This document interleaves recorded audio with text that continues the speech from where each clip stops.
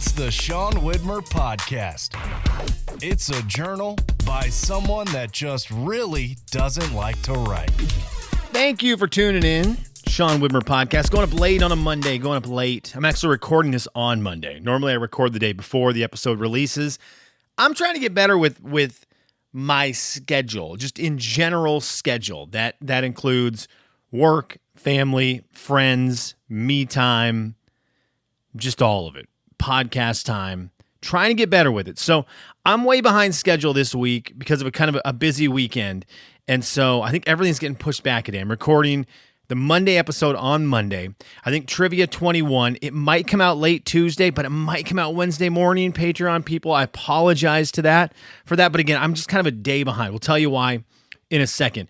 First and foremost, I want to thank the people of Patreon, the Patreon members, the people who make this podcast possible. Patreon.com/Sean Widmer Podcast. If you like the podcast and you can spend a couple bucks a month to help support it means a lot to me, keeps this thing going. So thank you to everyone who does that. You mean a lot to me. And you get things like Trivia 21, day late, and sometimes some bonus videos. Try to get the bonus weekend stuff up.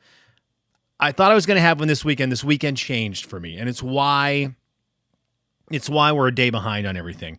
It was kind of nice. My wife had one of her friends come to town for the weekend. And it was kind of a last minute deal, which is great. And my wife needed it. I think her friend needed it. They just needed it. Sometimes you don't see your friend for a while. It's just nice to have that. And it's weird with work the way it is. I don't see my kids nearly as much as I used to.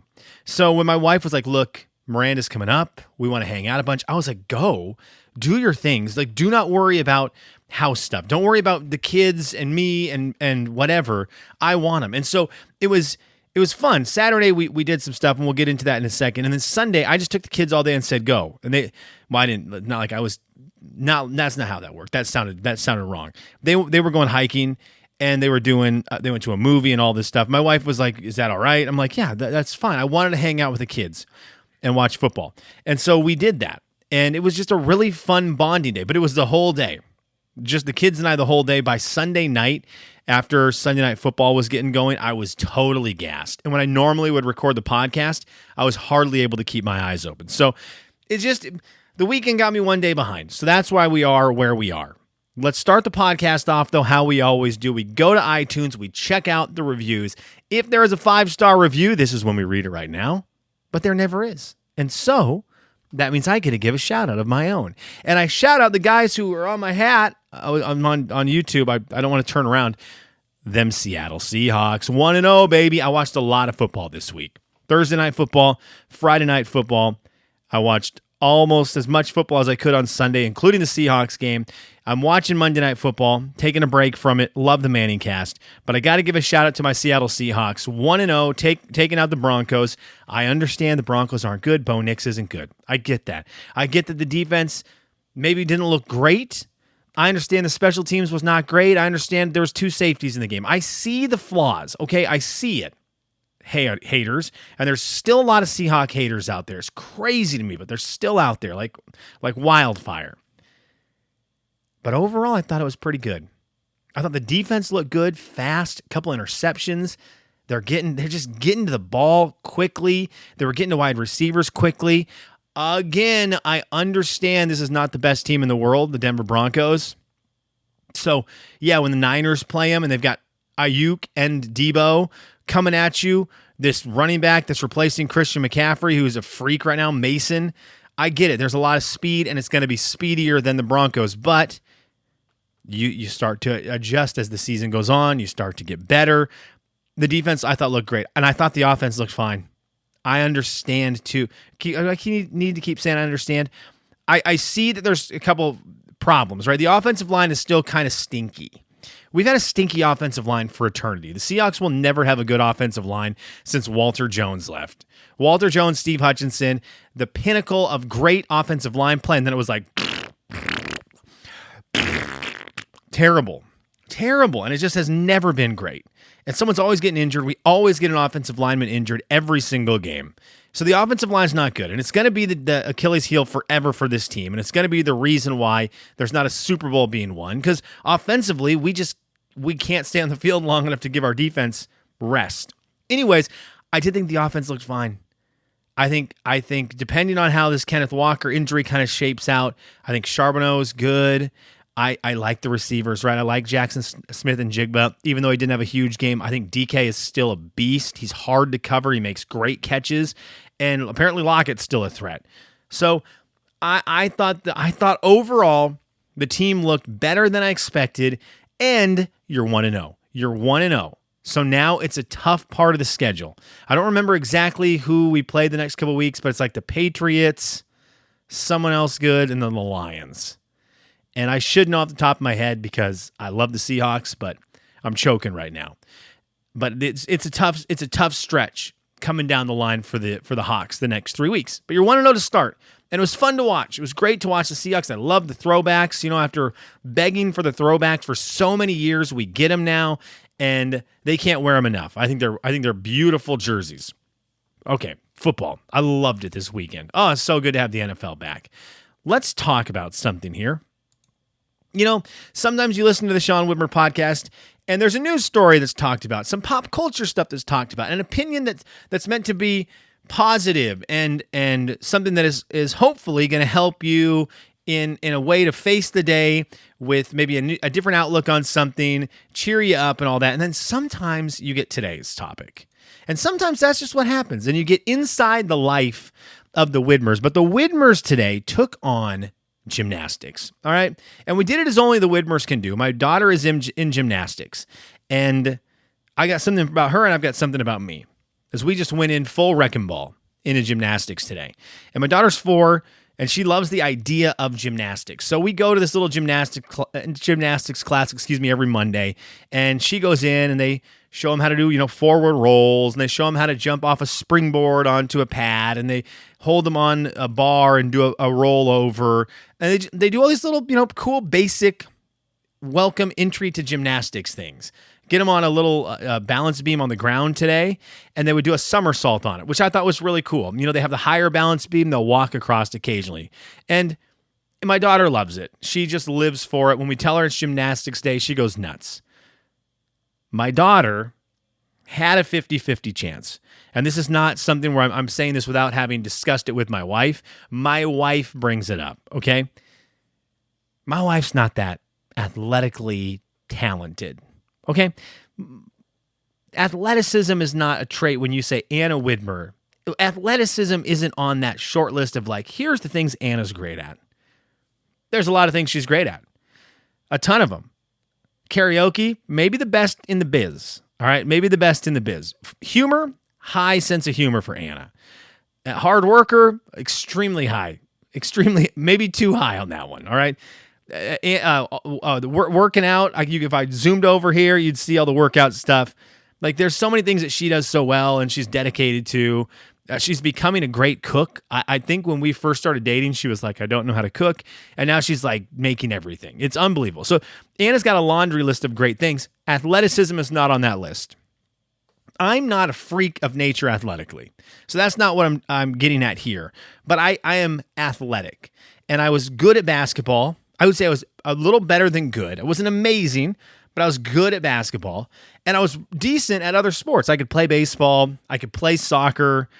We played a lot of roller hockey. I have good eye-hand coordination, and I understand sports. So, there's kind of that, as you pass on genetics to kids, you kind of have this 50-50 chance. Olivia's fallen on my wife's side. And when I say falling on my wife's side, I mean that. In all the sense of the word. If you're around my daughter for an entire day, the amount of times she will fall, just whenever, it's phenomenal. I mean, it's sometimes my wife and I look at each other like, how is this even possible that someone could fall this much just existing? And so when you're at gymnastics, where there is, balance beams and somersaults and back somersaults and all these rolls, Olivia enjoys the camaraderie, and there's music playing, and there is somewhat of a trampoline nature to it where some things are bouncy. And so she is so excited and so passionate about it. Now, I'm not saying she can't grow out of this clumsiness that she brings to the table, but today there was 3 times, and I tried to film it because I knew they were coming. After the first 2, I tried to film the third, and I just missed it. I couldn't get my video going, so I have the end of it. 3 times in a row with 3 different teachers. You'd go up to the teacher, you'd get in their little area, and they would like run you through a forward roll. They'd do one of them was doing a roll on the bars and all these things. So you'd go to their thing, and then you do it successfully, and they all give you a high 10. Olivia did the somersault on the balance beam, stood up to give the high 10, tripped on the balance beam, fell flat on her face, laughing, came up, tried to give it again, missed again, 0 for 2 with one teacher. Next teacher comes around. They were doing rolls down like a slant. And so Olivia does it, gets to the bottom. The teacher goes up to give her a high 10. Olivia stands up, trips, falls backwards, and then just laughing, comes up and gives the high 10. So she's missed 2. So I knew she was going to miss on the third one. And sure enough, she goes the forward roll. I try to grab my camera to get the video. She stands up, stands on the teacher's leg, and just falls over onto the teacher. And the teacher's laughing, and Olivia's laughing, and they love her because she's cute. And then she gets up and misses the high 10. Not a trip, just completely whiffs on putting 2 hands against another person's hands. It is phenomenal how clumsy my girl is. Love her to death. But she's so passionate about it. So I'm in that weird parenting mode where I watch this gymnastics stuff and I go, I'm going to keep her in it as long as she wants because she loves it so much, and I love having her do something like this that, there's other kids doing it, so it promotes that team thing. It gets the sports itch for me a little bit. I'm going to let her keep doing it, but there's going to come a time where she's going to look at me and say, Dad, why can't I walk? What happened there? Why am I struggling to not walk across the balance beam, but walk to the balance beam? And that conversation is going to come, and we're going to face it when it does, and we'll laugh about it. But, I brought that to the table today, full force. That wasn't the problem, though, with gymnastics tonight. My daughter's an angel, and I love her to death, and I'm so excited that she gets excited about this stuff. My problem, and again, like I said, sometimes you just get this podcast, and this isn't everyone. So if you're a first-time listener, deal with it. I am having today, for some reason, terrible stomach pains. Not pains. They're not even pains. I'm having weird stomach issues that have me overly gassy. I mean, like, on a level that's not normal for me, and I'm pretty gassy anyways. But, like, we're talking unbearably bad. Where it's not, again, not hurting, but it's just constant. And I can't really stop it. It's that feeling where you're like, okay, well, just don't do it, right? Just hold on. But if you had the ones where there's obviously something I ate that's reacting, and it's like you can't stop it, it's coming, and you're gonna fart, and that's the only option. So if you think it's gonna be one that's kind of loud and it's not great, you're gonna try to get out to a spot where you can, escape other people. So I had been all right in the evening. Today, during a little bit of the day, I was like, ugh. I actually went on a walk during my lunch hour because I was like, let's just try to clear the air here. And the afternoon was okay. As I'm driving to gymnastics, it kind of hits again. I'm like, what the heck's going on? Well, now I'm in this gymnastics place, and I'm like, well, if I'm going to get away from people, I can't just leave the facilities because I'm not going to leave my daughter. They kind of have a place where they want the parents to stand here. And I don't know what the thoughts are on just like walking out while your kid's in gymnastics. Like, you're the babysitter now for my 4-year-old. So you kind of want to be there.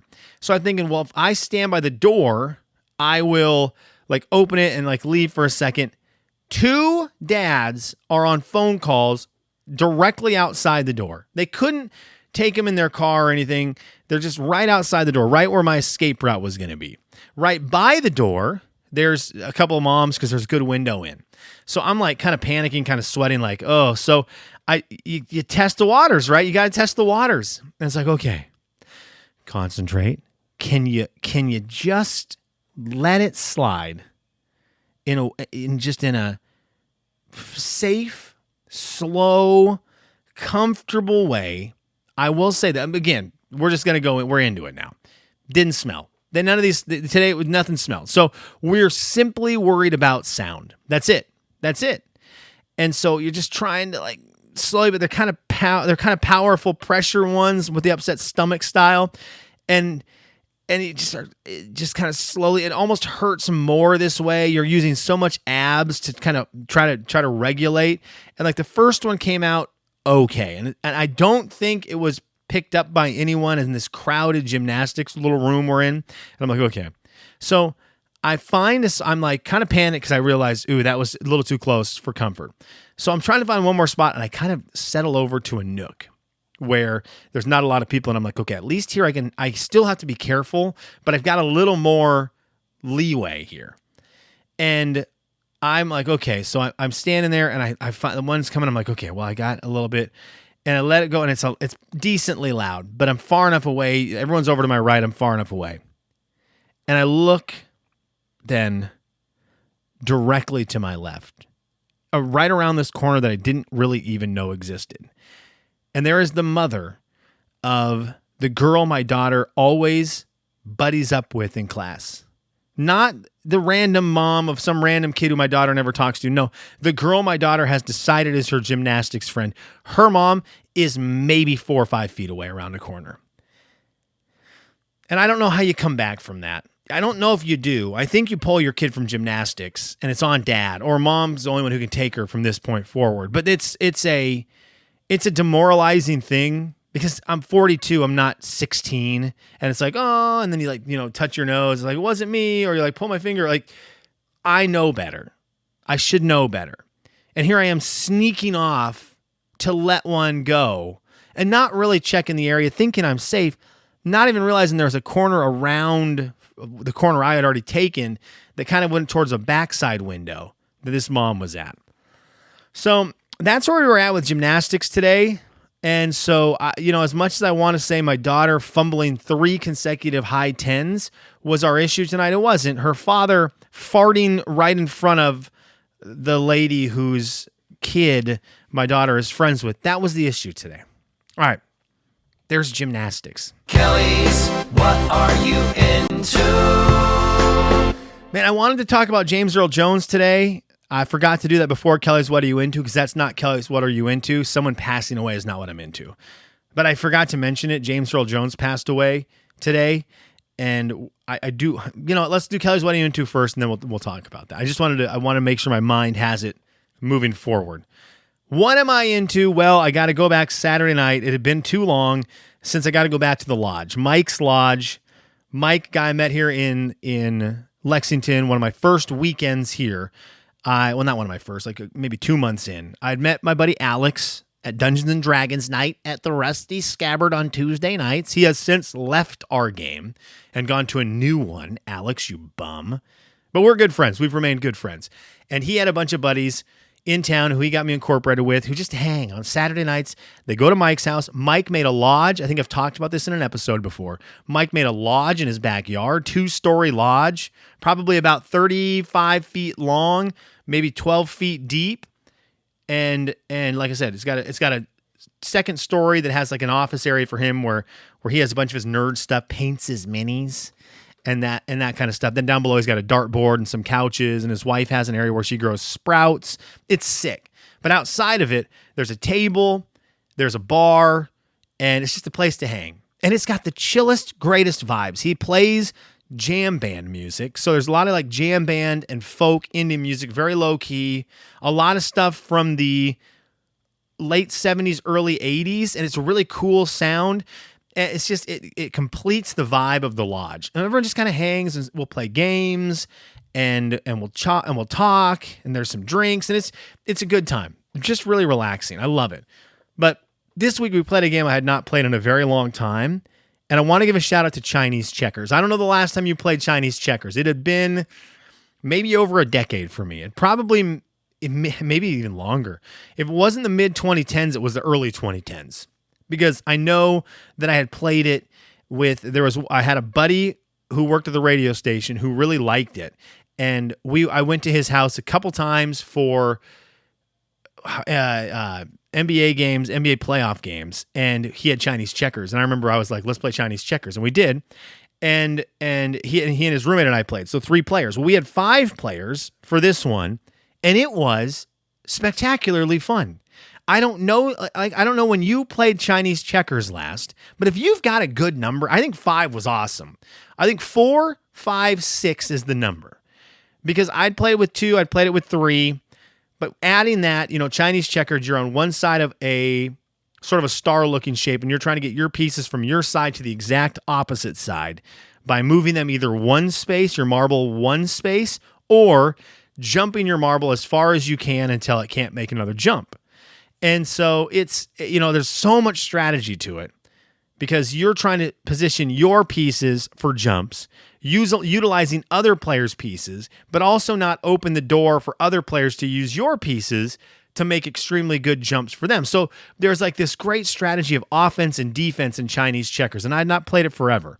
And so playing that at the lodge at Mike's with Eric and Alex and Kim was an absolute highlight to finish off the summer. I'm excited for fall in the lodge where we get to bust out a whole bunch of more games.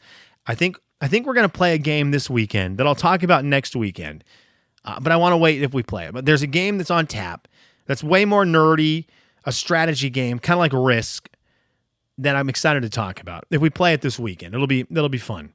But Chinese checkers, thumbs up. It's Kelly's What Are You Into? Okay, I mentioned James Earl Jones. I did want to bring that up. James Earl Jones passed away today, and I was sad about that. He's Darth Vader, right? And I know he's in a lot of other stuff. I know he's in The Sandlot, Field of Dreams, Mufasa. He's Remember. He's Mufasa. He's great. He's in so many things. But to me, I mean, Vader is his biggest role. Vader is what he should be known for. And if you're someone, I haven't seen this yet because I haven't really perused the internet. If you are somebody who's going to say, well, he's the guy off of Sandlot, he's Mufasa. I love Mufasa. I love him. Vader's Vader. All right. But look, example. I don't have a Mufasa penny bank just sitting around, right? They don't really sell those. If you go around and you look at people's tattoos, you're going to see a lot more Darth Vader than the old man on the porch in Sandlot.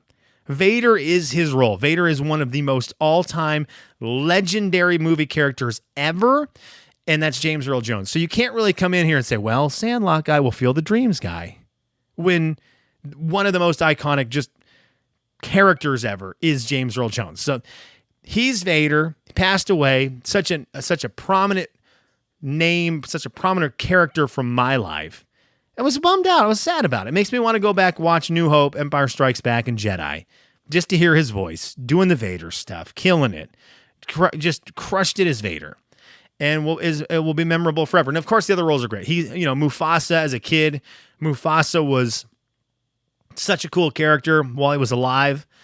He's got a movie coming out about him. Spoiler about the movie, he dies. The Mufasa movie, it's such a bummer. Spoiler alert, his brother throws him off a cliff into a stampede. It's a real bummer, tragedy. So that'll be interesting. But yeah, James Earl Jones passed away. One of the legendary actors, voices of my lifetime. And it's a bummer. It's a bummer. So go watch your favorite James Earl Jones movie and enjoy that voice. Hopefully it's one that lives for a very long time in people's minds, and people, kids in 20 years are like, man, whoever it was that did that voice was so cool. And it's like, yeah, it was James Earl Jones, guys. He's a legend. Let's do some comments, shall we? Let's read a couple here off of the Sean'sLife.com. This was a huge one that I'm very happy was addressed because I'm going to do it tomorrow. I'm going to do it tomorrow because of you guys. Thank you very much. Curdy said this. Adam, her lover. Adam goes to the gym at his lunch and showers, changes, but they have a gym there for them. But yes, people do that, I think. LOL. Okay, I think. That not all the way in, but her man does it, and I love Adam. So there's one. Miles. I shower at work 3 times per week at lunch, and no one cares. Showers at work are one of the best perks. Take full advantage. Okay, now, I think there was one other thing. Let me get one other comment. This is from Sharon. I think you'll be fine playing basketball or skateboarding at lunchtime. People work out at their lunchtime all the time. Okay, and I just I need to get active a little bit. We got slowly. I've been talking about just trying to regulate. I put on we put on the baby weight. I put on the baby weight, eating completely unhealthy all summer, and now it's time to slow that down. And it's taken off okay, right? We got some progress has been made over the last couple weeks, but this kind of will propel that into a better mode if you're out there really working on it. Playing basketball, skateboarding takes a lot, burns a lot of calories, so that will help. So yes, thank you, Sharon. Thank you, Curdy. Miles, thank you for that. I'm going to do it. My one situation is this. The shower we have in Studio 46, it's in an area that I'm uncomfortable with because it's a green room. So we have these big studios to film commercials, podcasts for people, like business people come in and they film big things in our building. And this room is the green room for them. So it's got sweet couches. It's got a nice little kitchenette in there. It's got a big changing room. It's got a makeup room. And it's got this big elaborate bathroom that has a shower. So it's not like it's just in the bathroom the regular employees use. It's in this special spot. But I haven't seen it used a lot, so I don't feel bad getting in there.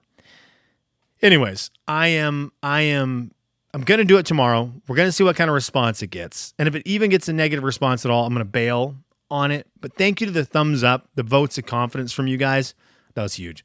Roberta said this: I'm so glad day 2 of camping went much better, but it may also explain why spring-fall camping might be better with lower humidity and nights being a little colder.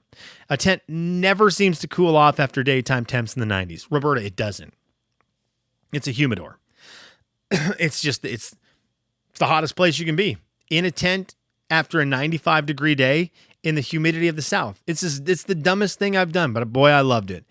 My gosh, your kids are they are the most loving.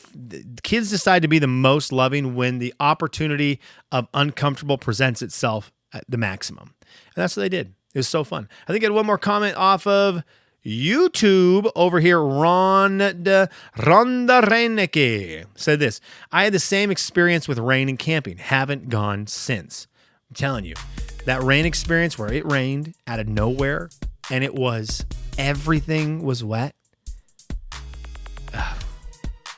That was brutal. It was brutal. It was kind of debilitating, because then you go home and it's like, now I got to clean. Now I got to dry everything out. Thank goodness the next day was hot, but it's like, I just got wet stuff everywhere in the house. It's not ideal. Okay, I got to go. Thank you for tuning in. Sorry the podcast was late today. I hope it was enjoyable.